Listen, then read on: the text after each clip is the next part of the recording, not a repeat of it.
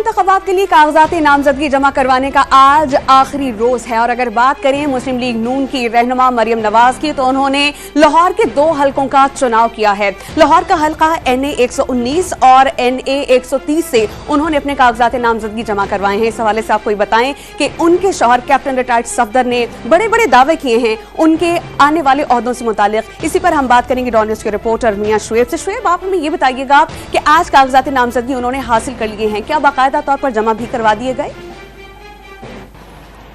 जी बिल्कुल, आम इंतखाबात के लिए सूबाई इलेक्शन कमीशन में दूसरे रोज भी कागजात नामजदगी वसूल करने और जमा करवाने के लिए सियासी रहनुमाओं की खासी सियासी गहमा गहमी आज रही।